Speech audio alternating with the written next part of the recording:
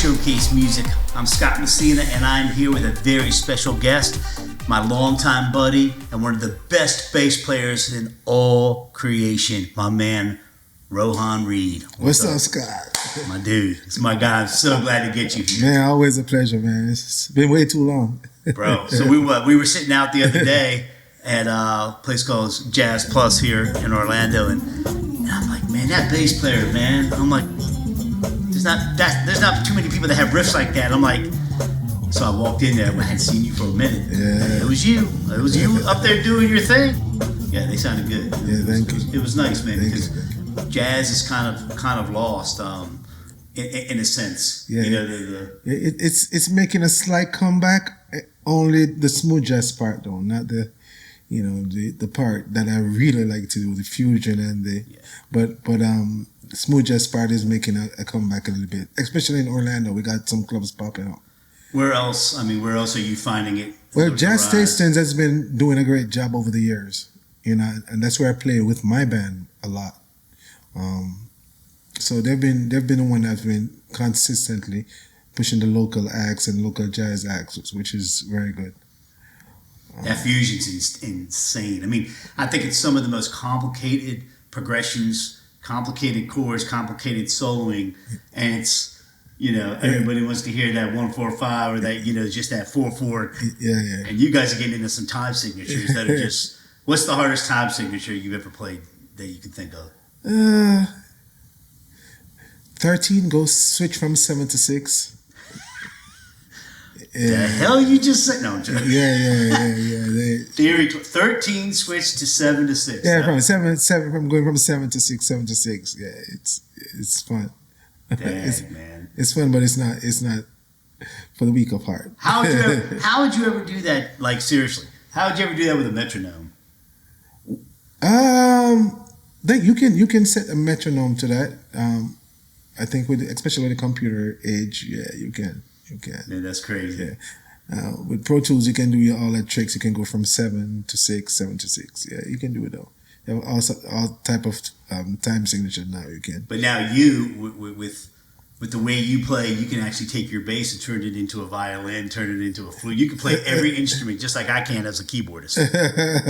MIDI's just crazy. Yeah. MIDI. Yeah, actually, I have a MIDI bass. Do you? Yeah, I have a MIDI bass. I've not used it on a show yet, but yeah, Bill Reid actually made that bass for me from Lyrical Lumber. He died a few years ago of cancer. He made that bass for me. I love it. But I have not used it on a show yet. Dude, we have to give everybody. We got to give everybody preface of. So you moved here. You're from Kingston, Jamaica. Yes. And then I started reading up, man. I read your bio, and I've known you for 20, 25 years. Yeah. Used to be in my bands back in the day when I first moved here, and I'm like, you were a prodigy in Jamaica, man. I didn't realize how big in the Caribbean your name was, your talent was. I didn't know you were like.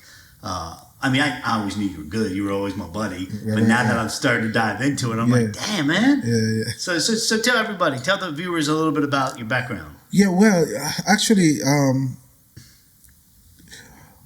my uncle moved in with us when I was a little kid. I was maybe 4.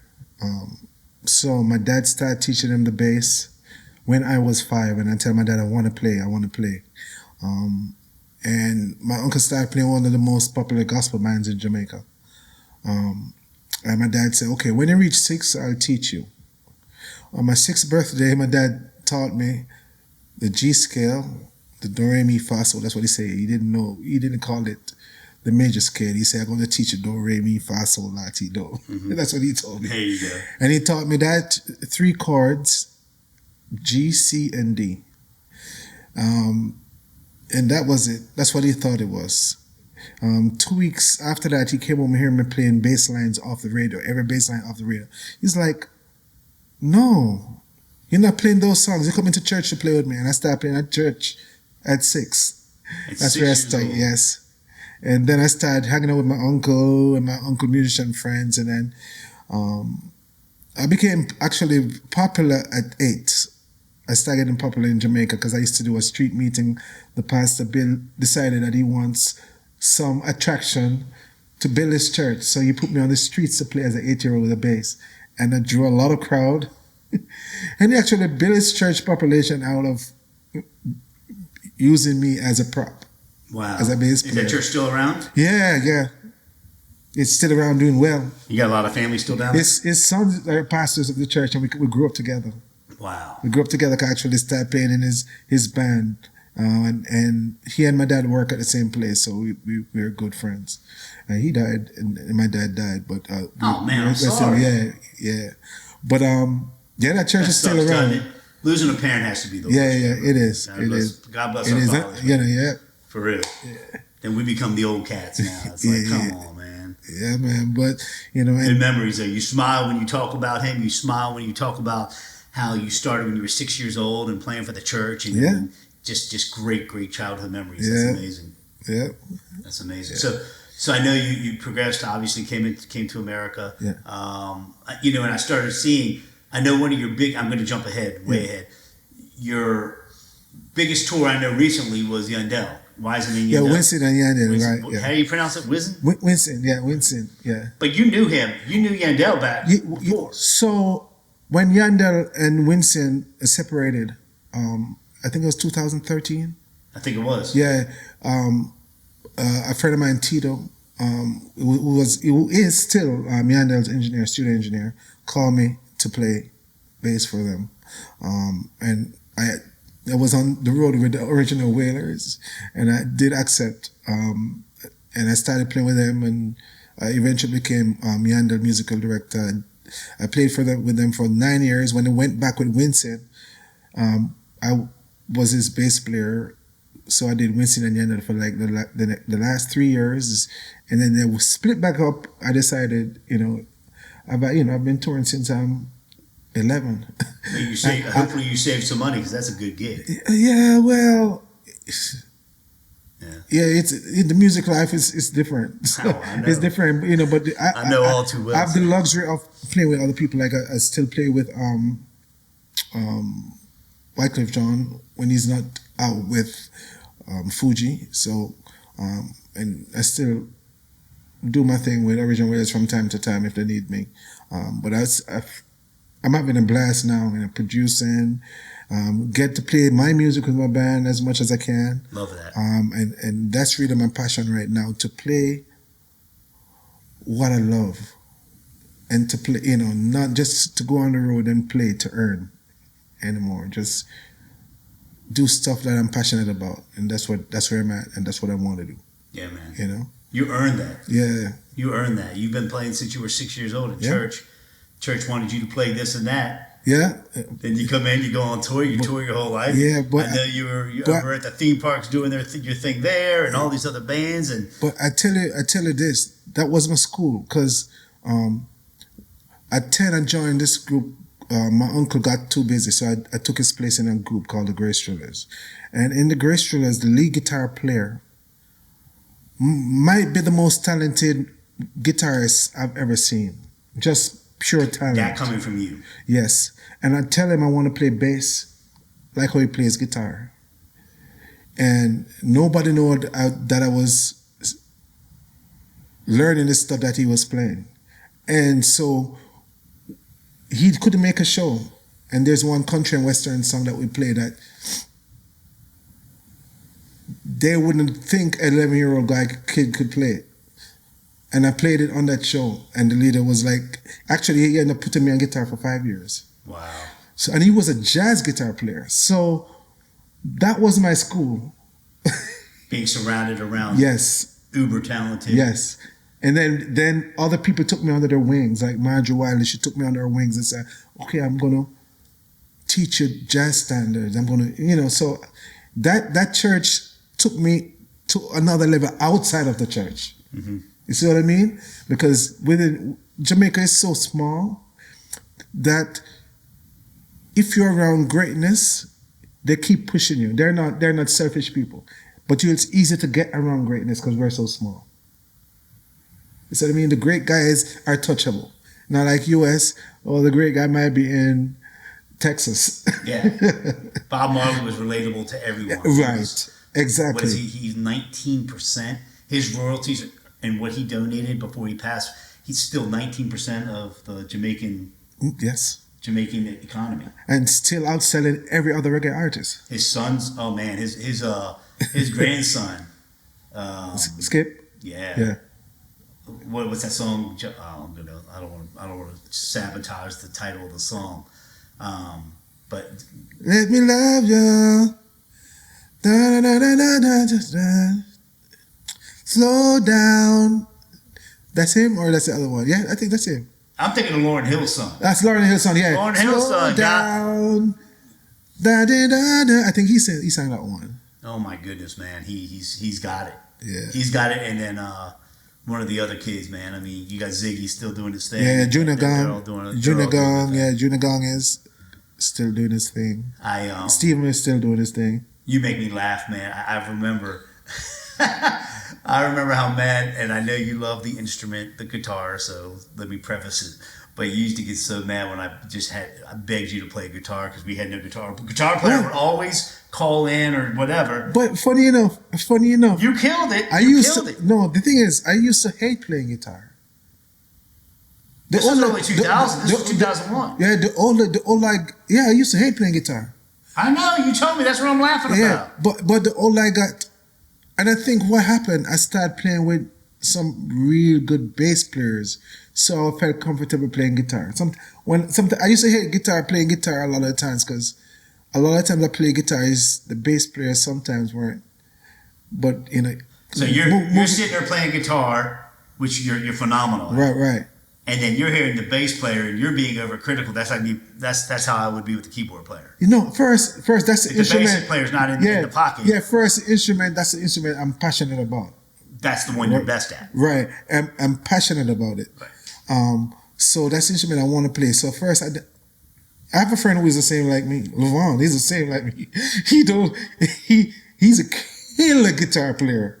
But he's so passionate about the bass, and I think that was me. But the all I got is the more I got comfortable and kind of love playing the guitar. I don't mind playing guitar now. Was upright bass actually. Yeah.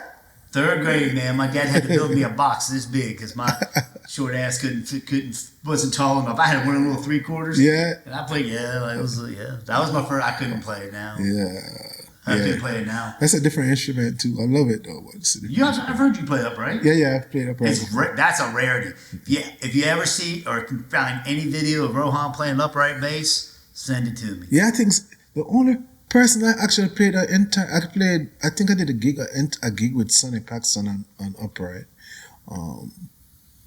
Maybe I've done baby bass with Joseph the jazz club back in the day. Giovanni, I did. Yeah, I think I did something back jazz club back in the day. Joseph Giovanni, I played the baby upright with him a couple times. Those electrical uprights are pretty long. Yeah. It's just a different. It is completely. You are absolutely right. Yeah. It's a completely different instrument. No, the upright is a different instrument.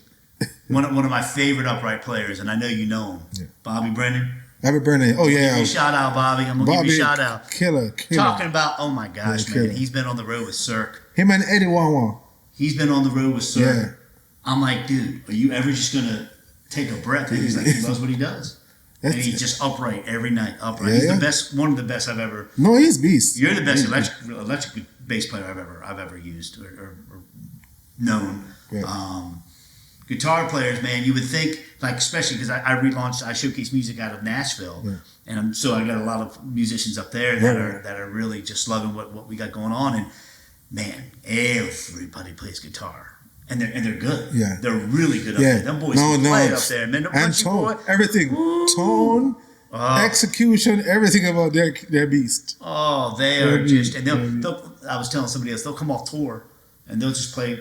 Hank Williams Jr. bar for tips just to keep the chops up, and you just sitting there like, it's surreal. Yeah, it's unbelievable how I wish Orlando had more of that culture that Nashville has, and I think that's why I'm gravitating so much to Nashville because the music scene up there is just it's exciting. Yeah, but that's their culture. We have serious talent now, not as much guitar players as like Nashville, but we have some serious talented guys here.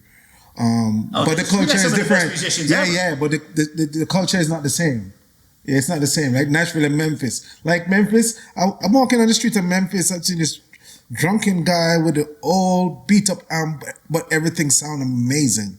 Like it's just the Old culture. school Elvis wave. Yeah. Just but like here, as a working musician, I think with the conventions and with the theme parks, you can make more money. You can make it more stable. But in Nashville, obviously, you make more money if you're a songwriter or have a hit song or whatever. You don't necessarily make money the same way up there, or you can't make anywhere near as much, I don't think, the same way gigging like you can down here, because there's so many gigs for live musicians and for DJs, for every instrument. I mean, the caliber of instruments, the caliber of instrumentalists in Orlando, I'll put up against anywhere. I'll put them against LA and New York. I mean, because they're vetted. Between Disney, Universal, and SeaWorld, and just they're vetted. And you got the Rohan Reid, you got the Christoph Sabrikowskis. Oh, Christoph, man, he's crazy.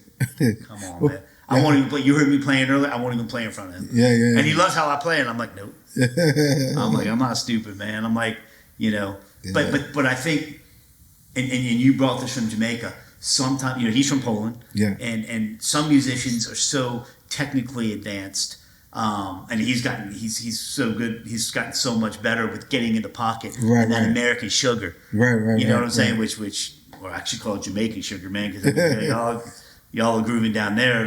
But there's a vibe. There's a vibe. There's a vibe to America, whether it's country music, whether it's reggae, whether it's your fusion jazz. That fusion jazz, man, that's Which when we come back, we're going to talk about these albums right here. We're going to talk about both of them. You got something brand new. This is the brand new one. Right. We're going to talk about it. I know you're excited about it. So we'll be right back. All right. My man. Great job.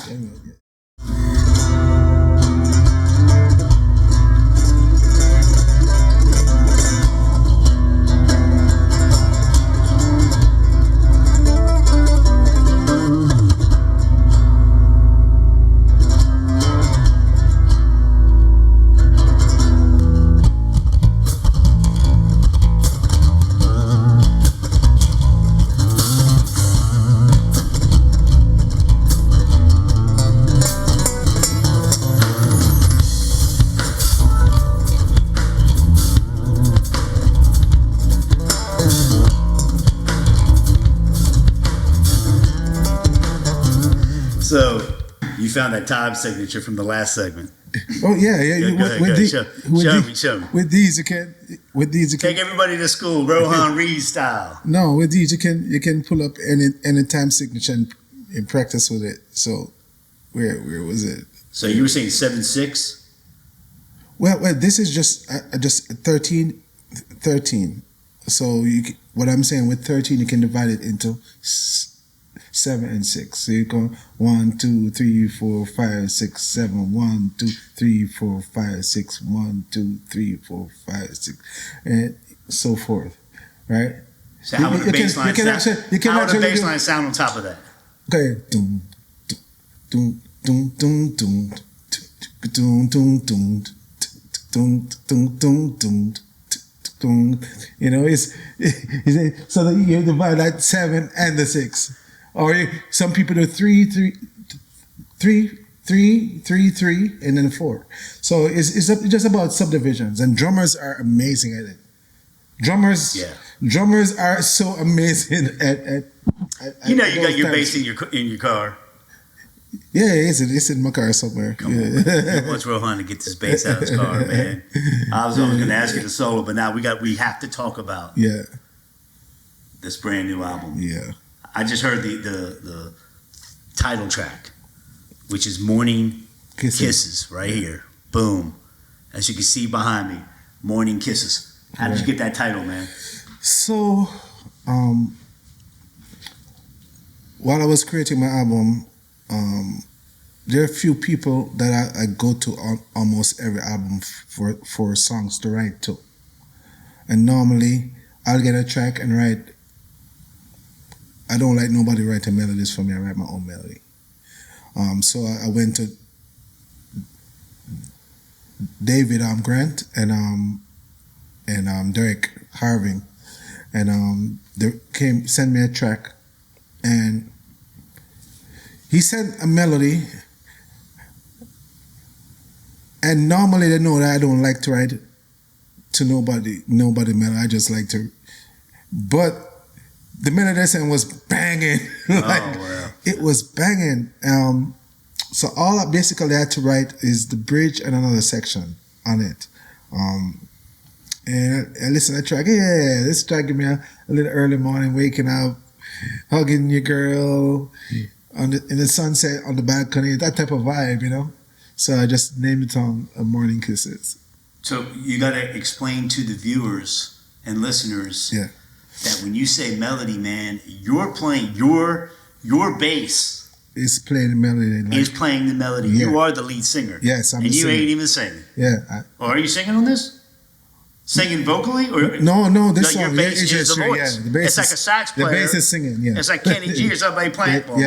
Nothing like Kenny G. I didn't mean to. I like. No, Kenny G. Listen. But what I'm saying is, I don't bash Kenny, bro. I never. My man did what he did. Yeah, never. He did what he did, and I think he did so much for instrumentalists and solo artists such as yourself. Yeah. So when the viewers go and check this out, man, you would never think how cool. I mean, I just heard one track, man. I can't. Melodic Groove, Gracious, Morning Kisses, track 3. That's what the name of the album is. Melodic Groove is something. That's one of my favorite tracks on it. It's very. Hold on, I'm going to go down all of them. Number 4 is Closer. Florida Sunrise. And Closer had some guys from Nashville doing live strings on that. Did you record it up there? Yeah, the strings was recording. Man, their studios. Oh my goodness. They can record. Man, they're just set up. They were just perfectly set up for everything. So Nashville okay, cool. So Nashville, check out track 4, Closer. Florida Sunrise. Yeah, yes. Musty. That's your boy Jesse playing drums on Florida Sunrise. Jesse Carballo. See, we should have like alcohol, and every time we get somebody a shout out, we just do a shot, man. Jesse Carballo, man, that's Mark Anthony's guy, man. One of the best percussionists, drummers I've ever had the honor to work with. You put me on the phone with him when I saw you the other day, and man, I miss that dude. He's just such a nice guy. Very, very I nice. love seeing good things to happen to good people. Jesse Carballo. Spell his last name? Carballo. It's Caraballo. Yeah, Carabello. Carballo. Man. Carballo, Spanish. Yeah.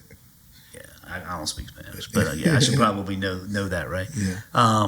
Muse. Yeah, so Muse is now a fusion, fretless. I play that song with, using a fretless.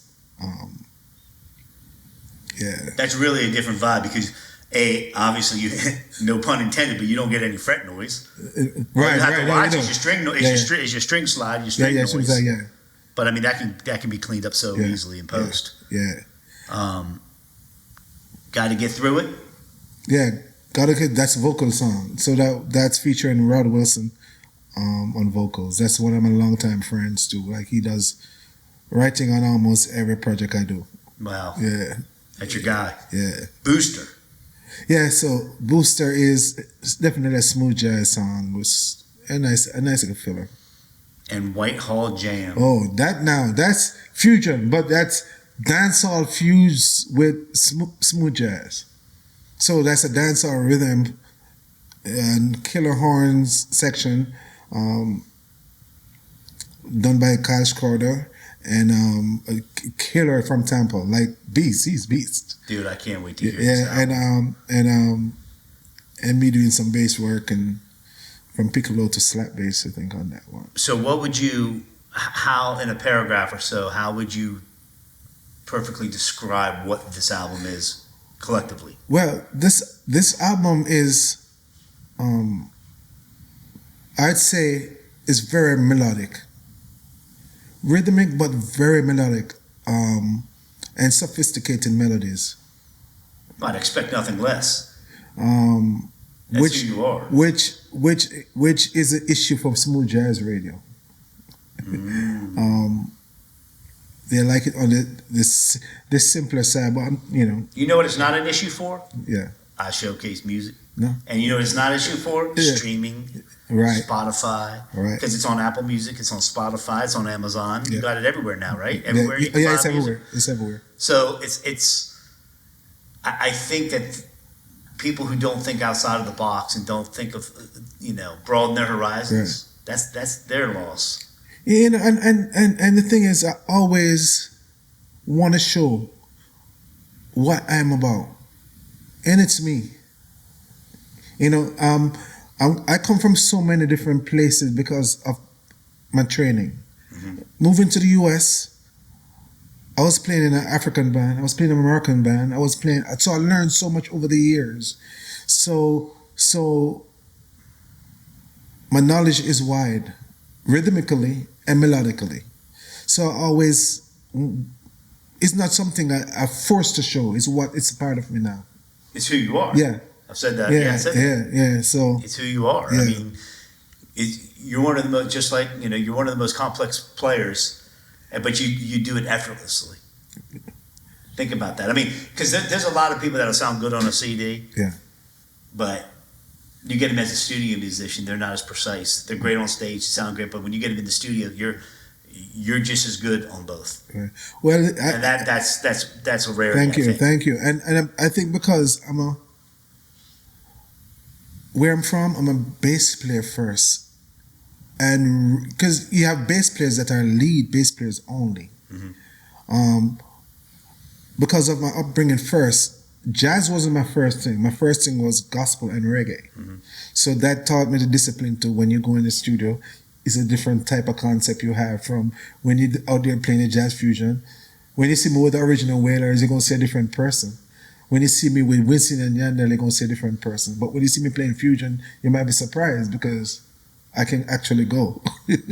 You adapt to who's paying you. You adapt to whose stage you're on, and you respect that. However, when it comes to your stuff, man, that's amen. But the funny thing is, that's what's up. The less notes you play, the more money you make.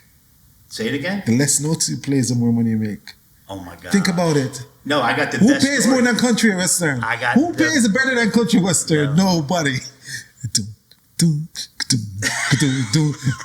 But that check look good.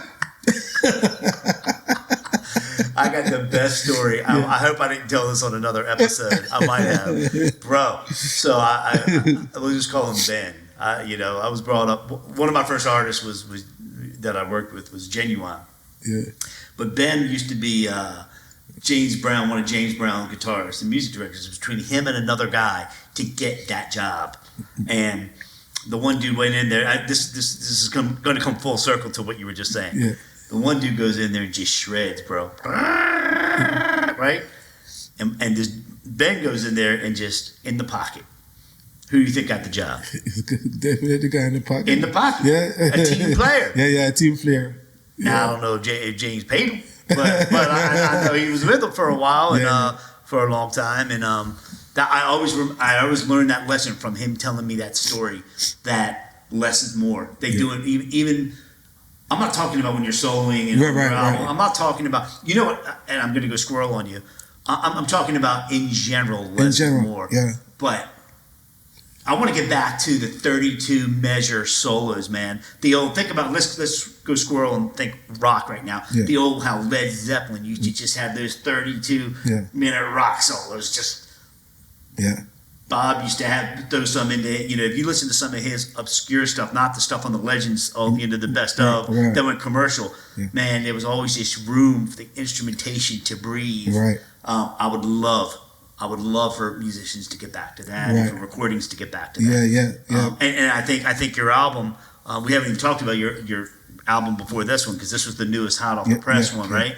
But I think, you could be leading the path for that, bro. Yeah. Yeah, well, that's definitely where it should, Derek, we speak about this all the time. Like, we need to get back in the days, to the days when we just go in the studio and we just create on spot. Like 4 or 5 guys. That's how Bob Marley did it. No, that's how it was in the 70s. Yeah, even at the piano I was telling you about, in that old studio. And down in Hit Factory in Miami and what's the other big one with Bee Gees and the Eagles and all of them, Criteria. Yeah. So what they would do, and I'm talking rock again. I don't know a lot about rock, but I just know these stories. Yeah. You would have the Scorpions. You would have Rat. You would have Quiet Riot. You right? And they'd all be in their own studios. Right. And they're doing exactly what you're talking about. They're just on the fly, doing their thing. But then they all come to eat lunch together. Yeah. And then everybody is sharing ideas of what they're working on with each other. Wow. Then they go back and boom. Yeah. There was no, give me my cut, give me and see, that's the beauty. Nashville has that camaraderie where, they have songwriting pools and everybody gets their percentage of whatever they wrote and brought to the table. And they have it figured out, I think, for the most part that I've collected. But you don't have that camaraderie, especially with home studios. Right. When I'm in my home studio, I'll always have a home studio because I like working till 4 or 5 in the morning, rolling into bed, waking up, the convenience of it. Right. But I get the big studio when I need the big studio. The camaraderie of what you're talking about would be amazing if you could get that back. Yep. But man, are a lot of young people even learning how to play instruments? Yeah. I know the Grammys working on trying to get a lot of young people to play instruments and everything, but I mean, what do you think? Well, it's here. I don't see in Orlando, I can tell you what's happening in Orlando. The young people are digging in, and coming and really good too, getting really good. Maybe that was a COVID thing. Maybe that was a post-COVID. It was slightly post-COVID, but I think between Orlando and Tampa, there's so much wealth of talent and interest. But that wasn't always the case. I think it's getting back there. I know in Jamaica, it's like that. It's like that. Jamaica is too much. Playing down there. Yeah, and it's weird because they don't have enough outlet for them. Really? Yeah, they don't have enough outlet for them.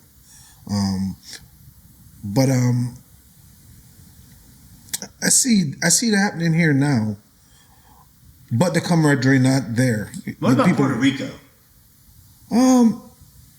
I don't see a lot of young guys in Puerto Rico. My experience when I went to Puerto Rico is the older guys, a few young ones, but not like what I see happening in Orlando.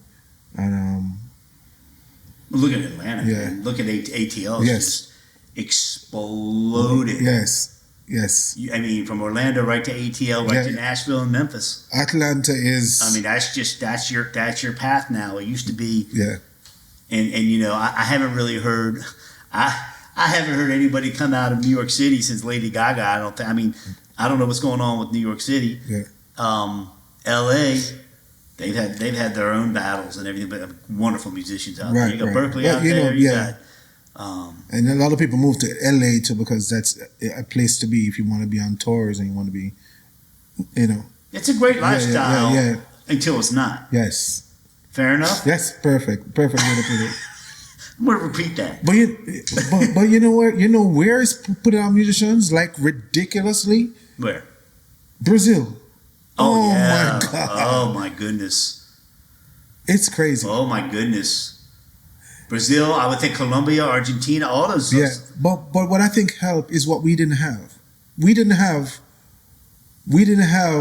social media the way these guys have it. Right. They can go on YouTube, they can go anywhere and just learn. They can learn paths. Yes. And then they have the graphics to go with the scales. Right. To go with they can slow down things. Their theory. They can learn everything from theory to practical right sitting in the living room.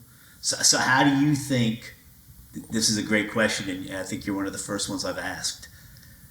Because I have a theory. Yeah. I have a theory. But how do you think AI is going to play, and what kind of adaptation do you think we as musicians are going to have to take with AI? I hope it doesn't make us lazy. Man, there is. I hope AI doesn't make us lazy. It already. I mean, but then define AI. Like I told the story previously when I was up for Grammy consideration. Yeah. I had to sign an affidavit saying I didn't use AI. But then, define AI. Right. Auto-tune is a form of AI. That's a form, yeah. I mean, auto-tune. Yeah. It's just coming up that little. Just you need to bend it just a little bit to get to that perfect note. Yes, but AI is so crazy now. I can take your voice. Yep, I tried it. And get all the riffs that Beyonce does. It's just like I tried that with my voice. It was horrible. It was horrible, bro. But no.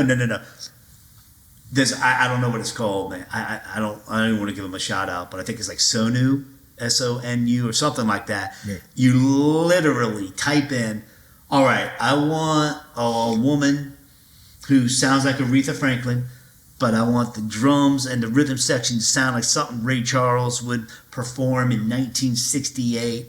And I want to bang it in 4/4, then break it into 2/4, then back to 4/4, refrain, take it out, with a gospel background. Wow. Within 30 to 45 seconds, this entire masterpiece is completely produced. That's crazy. That is bothersome.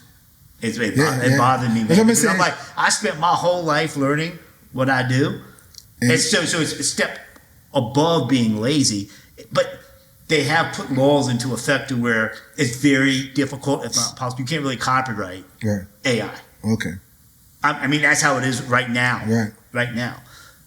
But it's getting so good. It's not as good, but it's getting so good now. You're never gonna. How would you ever know the difference? Okay. Then you have to sign an affidavit. If you're lying, you're lying, right? Right.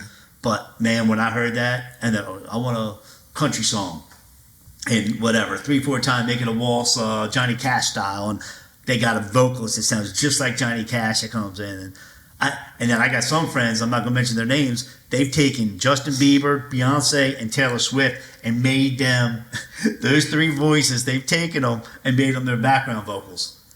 Blended together, you can never tell. Wow, that's crazy. You can never tell that those three superstars are part of that background vocal, right? And it's completely legal. You're not doing anything. You pay for this service, and it's completely legal. I hope the artists are getting paid. I mean, that's very important to me. Right. But man, it's getting crazy. I just don't know. I don't know how it's gonna. You're gonna have to adapt. It's just like you had to adapt from this to MP3s to blah blah blah blah to Napster. Changed the whole world. Right. And we're almost at about that time again. But you know what? Here's where we win. AI can never perform it. Right. AI can never perform it. Yep. AI, they'll have that sugar, but it'll be an augmented, it'll be an electronic, fake type of feel, and they can't perform it. Right. Man, it's crazy. Did I just depress you? No. You look like you're ready to cry, man. But I get it. It's crazy. It's frustrating, but technology is just getting too. I'm not even excited about that portion of it. Right. Because we study our whole life, and a guy can just talk to his phone and get it. I mean, yeah. Think about how many basses are sampled. Now, I could never. I mean, dude, it would take me. I just could never play keyboard bass. Right. The way you play a bass. Right. So what I'll do, and you've worked on my projects, you know. Yeah. I'll go in there and demo. Hey man, this is what and then I let you do your thing. Right. You hire a bartender, you let them bartend. Yeah. Right. But then I can take your bass sound when you give me those tracks, and I can augment the sound of that if I want to make it whatever I want to make it. Mm-hmm. Yeah. Right. Yeah. As far as EQing, sounding, and blah blah blah blah. Right. But violins, I mean orchestras, horn sections.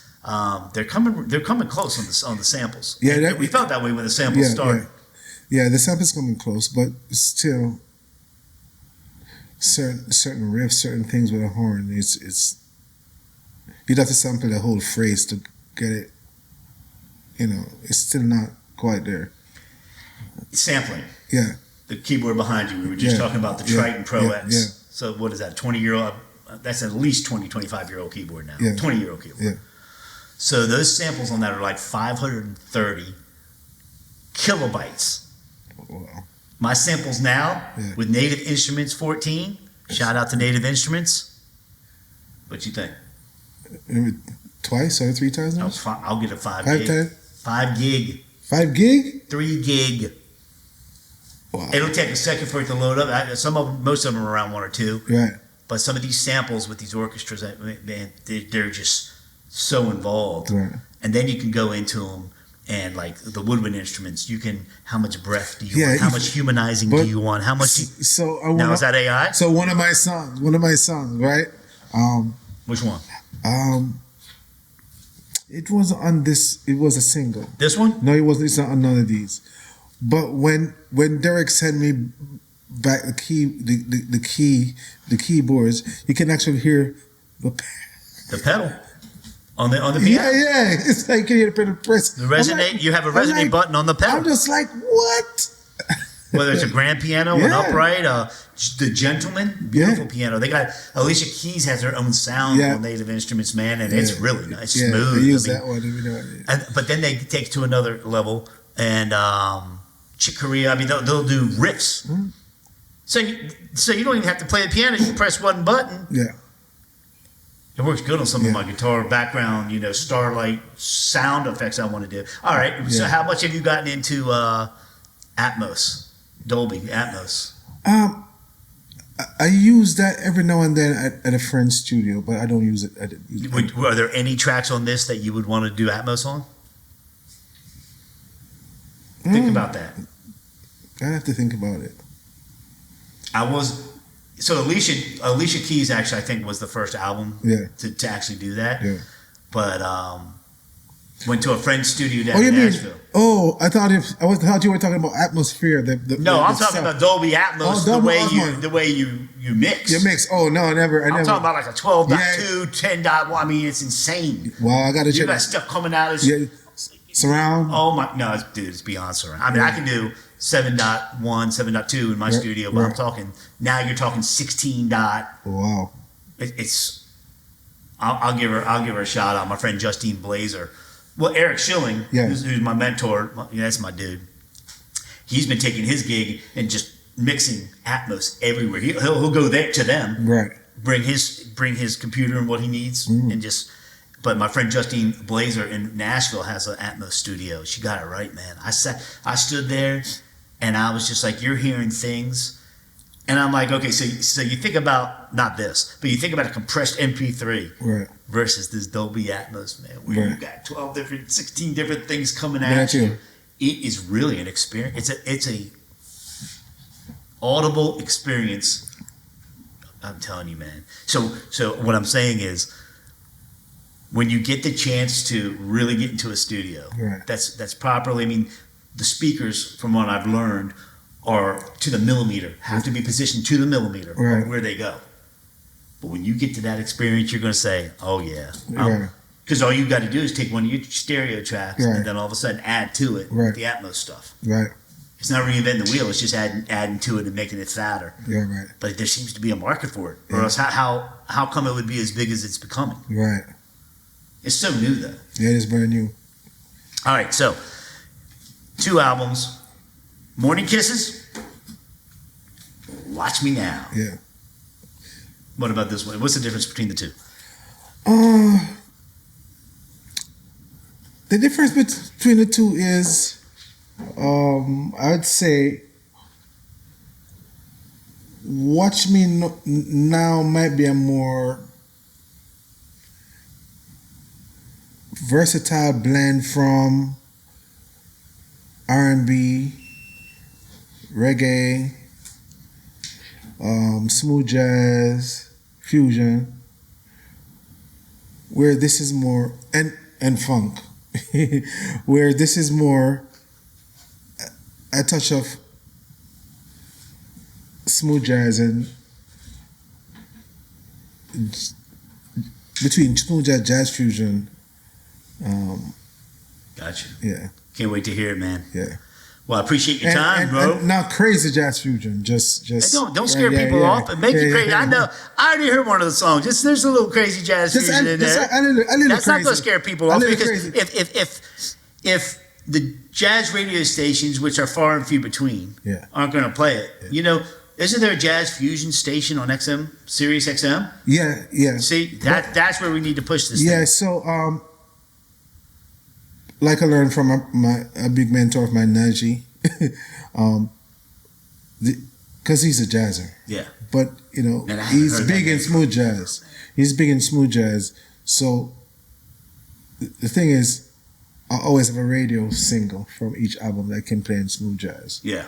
And I was fortunate to be, actually I've been getting played on XM.